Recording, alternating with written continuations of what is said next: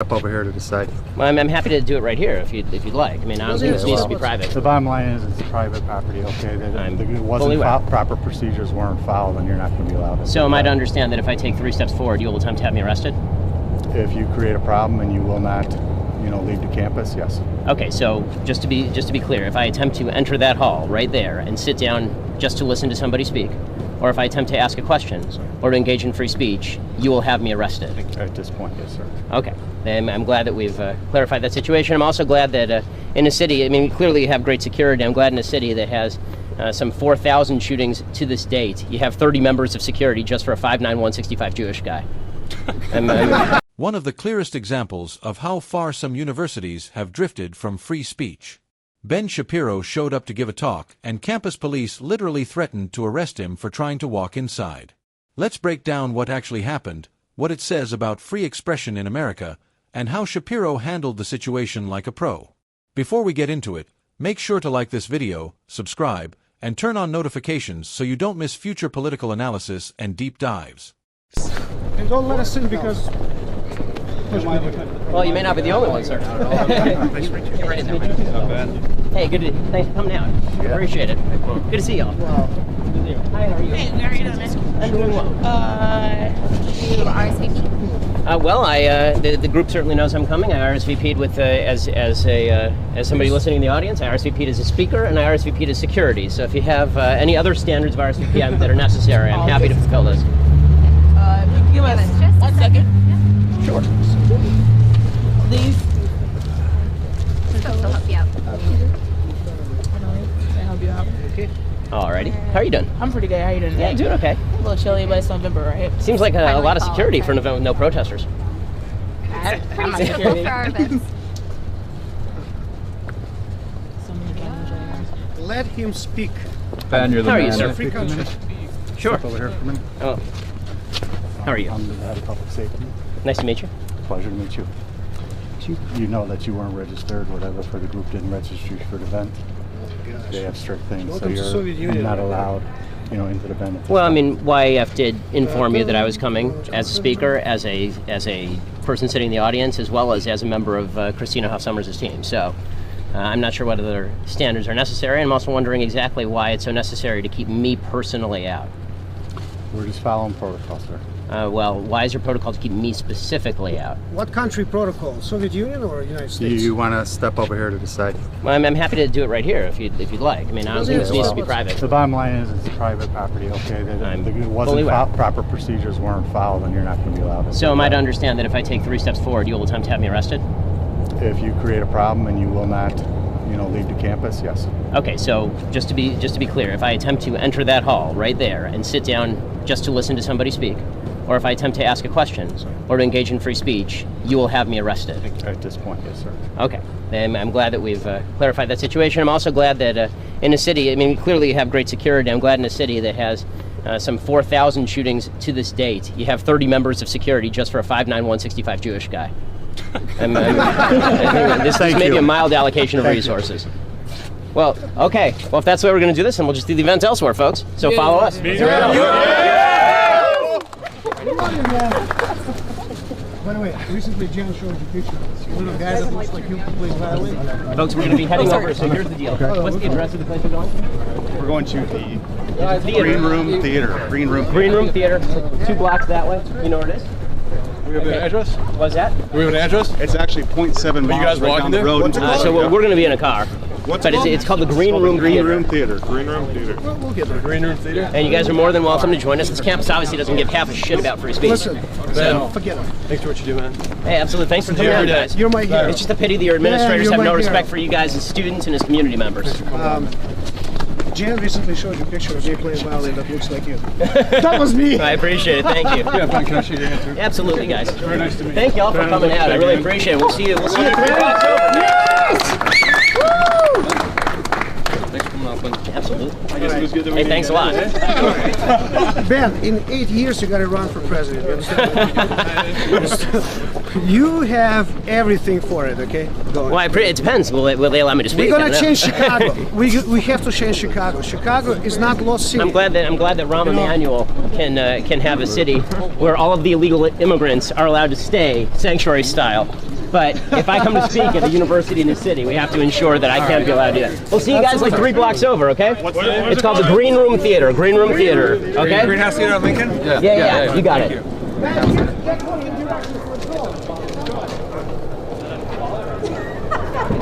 Go ahead, sir.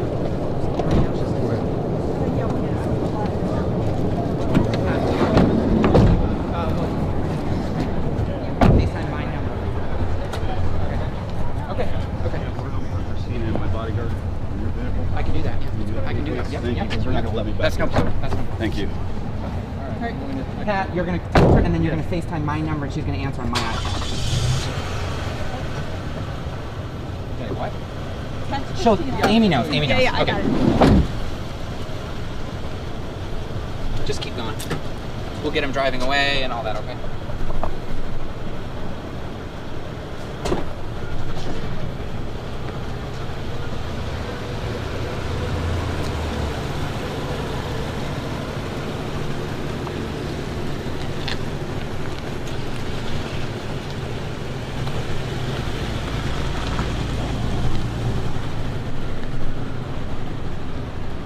Turns the corner now then.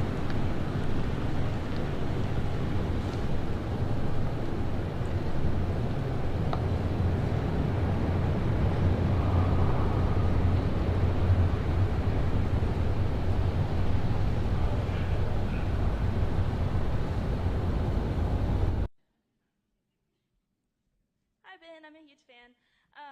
So I've seen a lot of graphics that say Ben Shapiro for President 2020. Would you ever consider running for president or any other public office, and why or why not?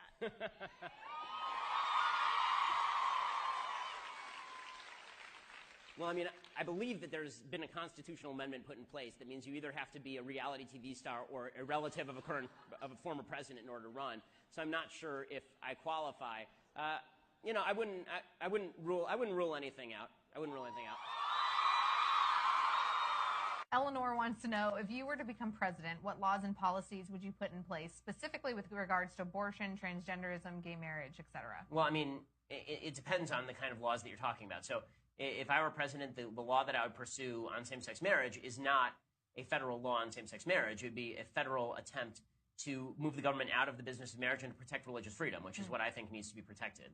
And the reason I say that is because if I can put in place a law that enshrines traditional marriage again, unless it's a constitutional amendment, then the left is immediately going to come back in and just get rid of that law as soon as I'm gone, and they're going to go back to status quo ante. So what I would suggest instead is disestablishing marriage at the government level, and instead, you want your church to perform only traditional marriages? Great. We'll have a law in the books that says that you can do whatever you want on this issue. I mean, it's called the First Amendment. We shouldn't have to have a law for it, but we do need religious freedom restoration acts on the state level and the federal level. As far as transgenderism, I would not encode in federal policy the perverse notion that the federal government is in charge of paying for your sex change, for example. Like we did for Chelsea Manning? Yeah, I think that's absurd.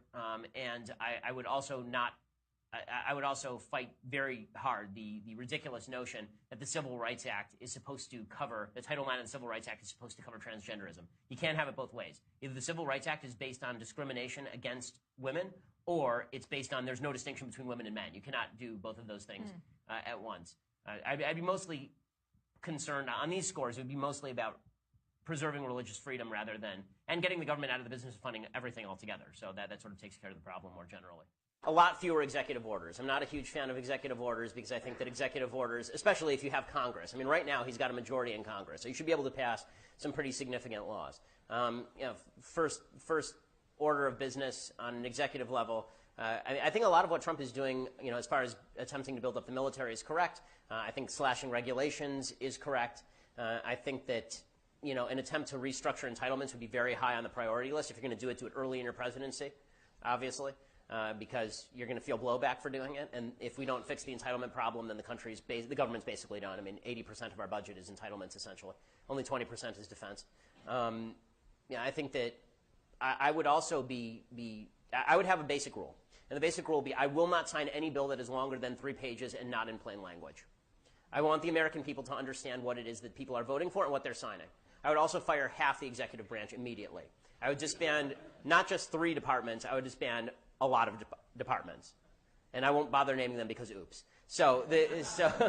So I would get rid. I think that government by executive fiat is gross. I don't think that's what the presidency was designed to do. And I would try to take structural measures to undermine the power of the federal government so that the person who came after me could not revamp it.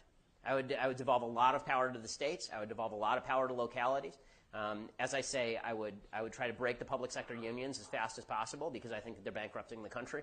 And a lot of the stuff I could do inside the executive branch would be stuff addressed to the executive branch. So it wouldn't be addressed to areas that Congress has already spoken on. But I would disband the EPA. I would disband the Department of Education. I would disband the Department of Energy. If Congress wants to pass laws along those lines, Congress can damn well pass laws along those lines. But the idea that a bunch of unelected bureaucrats are supergiant experts in all this stuff, and they get to make all the regulations and rules without ever having to be exposed to the public eye, I think that's really gross. So that would be, as president, I think that's the first job of the president. The president really has two jobs under the Constitution, right? It's to enforce the laws and to make sure that we have national security. Those are really his two big jobs under the Constitution, and those would be the two that I take seriously. I would be maybe the first president in history trying to undermine the power of the executive branch on behalf of the legislature and simultaneously strengthen the military on behalf of national security. Shapiro 2020! Well, maybe 2024. Well, thank you very much. Hi, I'm fangirling right now. But I can feel it right now.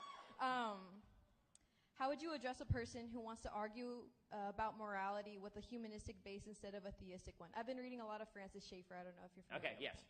Yeah. Okay, so arguing on a humanistic basis as opposed to a religious one ignores the fact that humanism is a direct outgrowth of the Judeo-Christian value system.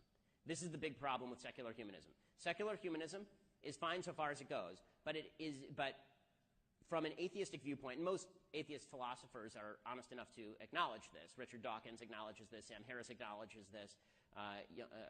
Harari acknowledges this. Most people who are honest atheistic philosophers realize that science does not dictate morality. Right? There's a very good case to be made for tyranny, slavery, and genocide just according to the rules of nature. So this idea that we can inherently discover in nature that people are equal and deserve not to be enslaved, if that were true, then most of human history would not be dominated by all of these tremendous evils. So it was a Judeo-Christian value system that created secular humanism. So here's the story. Ben Shapiro, commentator, author, and lawyer, arrived in Chicago to speak at a university event. Everything was planned and confirmed. He RSVP'd properly. The organizers expected him.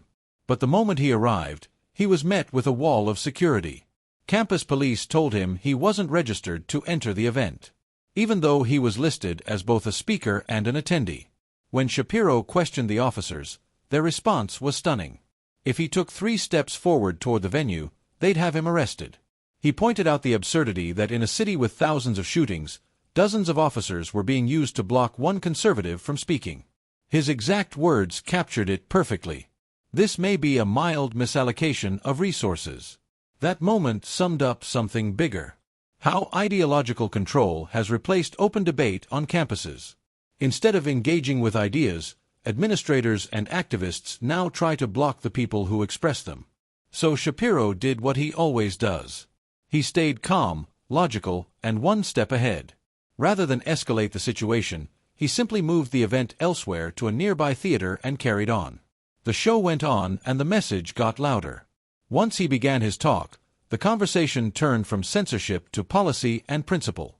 When asked whether he'd ever consider running for president, Shapiro said half-jokingly that today's rules require you to be a reality TV star or a political dynasty. But then he got serious. He laid out the kind of leadership he'd bring. Shrink the federal government size by cutting bloated departments, end bureaucratic overreach from agencies like the EPA and Department of Education, reform entitlements before they collapse the budget, and return power to the states, restoring what the founders actually intended. He also emphasized religious liberty and limited government, arguing that marriage and gender identity issues shouldn't be controlled by Washington but protected under the First Amendment. Later, when asked about hate speech, Shapiro delivered one of the clearest explanations you'll hear anywhere. He said, "There's no such thing as hate speech. There's only free speech and advocacy of violence. One is protected, the other isn't." He warned that labeling speech as hate gives politicians and platforms the power to decide which opinions are allowed. And that's a road every free society should avoid. That's the deeper takeaway from this moment. It wasn't just a clash between a speaker and security. It was a test of America's commitment to the First Amendment. When a peaceful commentator can't even attend his own event without police threats, you have to ask, what happened to the marketplace of ideas? Ben Shapiro's response, calm, reasoned, and unflinching, turned what could have been a shutdown into a statement. A statement that ideas still matter and they can't be arrested. If you believe in open dialogue, equal opportunity to speak, and intellectual honesty, make sure to share this video so more people understand what's really happening on college campuses.